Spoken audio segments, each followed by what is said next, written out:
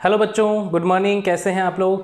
तो 9th class में अपन chapter number 2 discuss कर रहे थे, is matter around us pure. ठीक है, तो ये हम डिस्कस कर रहे थे और पिछली क्लास में हमने इसका एक टॉपिक डिस्कस किया था, सॉल्यूशन। ठीक है, और ये ही अपन आज कंटिन्यू करेंगे। तो सॉल्यूशन के बारे में और कुछ जो है चीज़ें रह गई वो अपन डिस्कस करेंगे और फिर अगली क्लास में अपन जो है कोलॉइडल और सस्पेंशन के बारे में डिस्कस करेंगे, जो कि मोस्ट इंपॉर्टेंट टॉपिक है, काफ़ी इंटरेस्टिंग टॉपिक है, बहुत इंपॉर्टेंट टॉपिक है। तो कल हम वो डिस्कस करेंगे। तो चलिए शुरू करते हैं आज की क्लास और एंड तक ज़रूर देखें क्योंकि काफ़ी इंपॉर्टेंट बातें मैं आपको बताने वाला हूँ। तो चलिए शुरू करते हैं। सैचुरेटेड सॉल्यूशन, सबसे पहली डेफिनेशन पूछी जाती है बच्चों, सैचुरेटेड सॉल्यूशन क्या होता है। तो इसकी डेफिनेशन क्या होगी, when no more solute can be dissolved in a solution at a given temperature it is called a saturated solution। saturated solution क्या होता है, देखो दो तरीके के solution होते हैं, saturated और unsaturated solution। saturated solution वो होता है जिसमें एक given temperature पे जो है उस solution में solute dissolve होना बंद हो जाए, उसको अपन बोलते हैं क्या, saturated solution। जैसे कि अपन ने एक टेम्परेचर फिक्स कर लिया, ठीक है, जैसे 50 डिग्री सेल्सियस या 100 डिग्री सेल्सियस जो भी है उसको अपन ने फिक्स कर लिया और अपन उसमें जैसे कि एक अपन एग्जांपल ले लेते हैं, वाटर एंड शुगर का एक एग्जांपल सॉल्यूशन जो है उसका एग्जांपल ले लेते हैं। तो अपन क्या कर रहे हैं, वाटर में डिज़ोल्व कर रहे हैं शुगर को एक फिक्स टेम्परेचर पे। ठीक है, हम डिज़ोल्व करते जा रहे हैं, शुगर डिज़ोल्व करते जा रहे हैं। एक ऐसी सिचुएशन आती है जब शुगर जो है वो डिज़ोल्व होना बंद हो जाती है, तो उसको बोलते हैं अपन क्या, सैचुरेटेड सॉल्यूशन। ठीक है, तो ये आप ध्यान रखेंगे कि when no more solute can be dissolved in a solution at a given temperature, यानी जब हम डिजोल्व करते जा रहे हैं और एक ऐसी सिचुएशन आ जाती है जिसमें सॉल्यूट डिजोल्व होना बंद हो जाता है, उसको बोलते हैं अपन क्या, सैचुरेटेड सॉल्यूशन। वो कैसा सॉल्यूशन बन जाता है, सैचुरेटेड सॉल्यूशन। ठीक है, क्लियर है। फिर है सॉल्युबिलिटी, एक इंपॉर्टेंट डेफिनेशन। सॉल्युबिलिटी क्या होती है ये भी आपसे पूछा जाता है।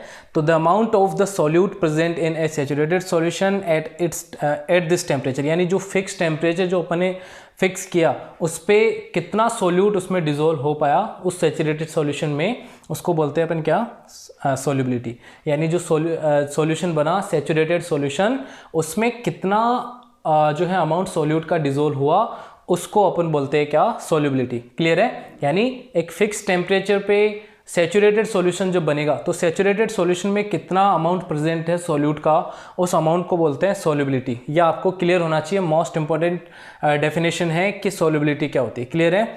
फिर एक इंपॉर्टेंट टॉपिक आता है कॉन्सेंट्रेशन ऑफ सॉल्यूशन, ये अपन पहले भी डिस्कस कर चुके हैं।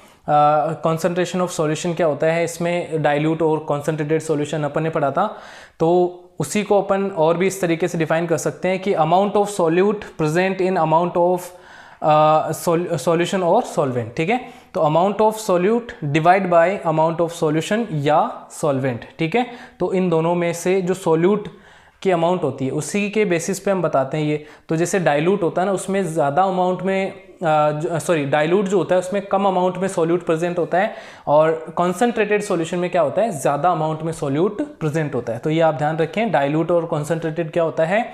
फिर देखिए कॉन्सेंट्रेशन ऑफ सॉल्यूशन निकालने के लिए और भी कई, वैसे तो बहुत सारे तरीके से जो है कॉन्सेंट्रेशन निकाली जा सकती है सॉल्यूशन की, बट मेनली अपन अपनी बुक में जो है ये दो तरीके दे रखे हैं कॉन्सेंट्रेशन निकालने के लिए। तो इसमें एक तो मास by mass percentage of solution आप ध्यान रखेंगे, एक mass by volume percentage of solution, ये हम ध्यान रखेंगे। ये अपन दो जो है इसमें करने वाले हैं। क्लियर है। तो फर्स्ट है इसमें और ये सेकंड है। ठीक है, ऐसे याद रखोगे। मास बाय मास में आप ध्यान रखेंगे mass of solute divide by mass of solution into 100, तो परसेंटेज आपको मिल जाएगी। ठीक है, तो ये आप ध्यान रखेंगे। और मास बाय वॉल्यूम, यानी यहाँ पे, अच्छा यहाँ पे ग्राम में लेंगे अपन ये, और यहाँ पे किस में लेंगे, मास तो ग्राम में लिया जाएगा, वॉल्यूम मिलीलीटर में। ठीक है, ml में लेंगे अपन, तो ये आप ध्यान रखेंगे इनटू 100। तो mass of solute upon volume लेना है यहाँ पे। ठीक है, मास बाय वॉल्यूम दिया ना, तो ऊपर सॉल्यूट का mass upon divide by volume of solution. ठीक है, वॉल्यूम लेनी है आपको, वहाँ पे आपको दिया जाएगा वॉल्यूम, सॉल्यूशन का वॉल्यूम दिया जाएगा ml मिलीलीटर में दिया जाएगा और सॉल्यूट का मास आपको ग्राम में दिया जाएगा। फिर आप वहाँ से डायरेक्टली जो है वैल्यूज पुट करके अपन निकाल सकते हैं। क्लियर है।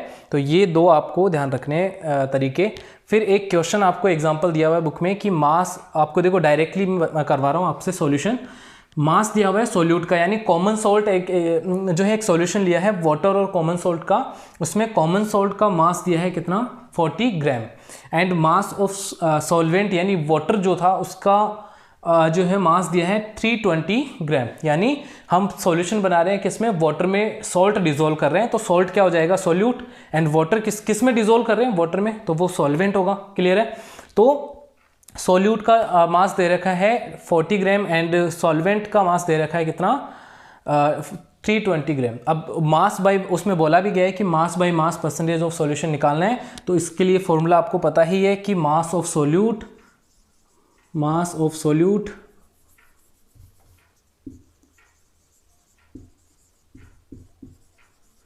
Upon mass of solution into 100 upon formula लगा देंगे, अप्लाई कर देंगे और वैल्यूज पुट कर देंगे। मास ऑफ सॉल्यूट कितना दे रखा है 40 ग्राम, और मास ऑफ सॉल्यूशन आपको निकालना आना चाहिए क्योंकि हम जानते हैं कि ये क्या होता है, क्योंकि सॉल्यूशन क्या होता है, सॉल्यूट प्लस जो है सॉल्वेंट अपन करते हैं तो क्या मिल जाता है सॉल्यूशन। तो आपके पास यहाँ सॉल्वेंट का मास दे रखा है और सॉल्यूट का मास दोनों का दे रखा है, तो दोनों को जब प्लस कर देंगे तो सॉल्यूशन का मास मिल जाएगा ना, क्योंकि सॉल्यूशन क्या होता है सॉल्वेंट प्लस सॉल्यूट, तो अपन दोनों को ऐड कर देंगे 40 प्लस 320 ग्राम, तो क्या मिल जाएगा 40 अपॉन 360, दोनों को ऐड कर देंगे तो क्या मिल जाएगा 360, तो ये आ जाएगा इंटू 100। क्लियर है। तो अब क्या करेंगे, 0 से 0 यहाँ पे कट हो जाएगा, 4 से डिवाइड हो रहा है 9 टाइम, तो अपन इसको लिख देंगे 1/9 इंटू 100, तो ये आपको आंसर मिल जाएगा इसका कितना 11.1% जो है 11.1% इसका मिल जाएगा आंसर। ठीक है, तो ये आपका आंसर हो जाएगा। क्लियर है। तो इस तरीके से अपन ये निकालते हैं, mass by mass percentage of solution अपन ने निकाल ली इस तरीके से। क्लियर है, तो ये आप ध्यान रखेंगे। ठीक है, इसको आप नोट करें, इसका स्क्रीनशॉट जरूर ले लें। अब अगली क्लास में हम मिलेंगे एक नए टॉपिक के साथ, एक शानदार टॉपिक के साथ, तो बने रहिए, वीडियो देखते रहे और मिलते हैं अगली क्लास में। Take care, bye bye.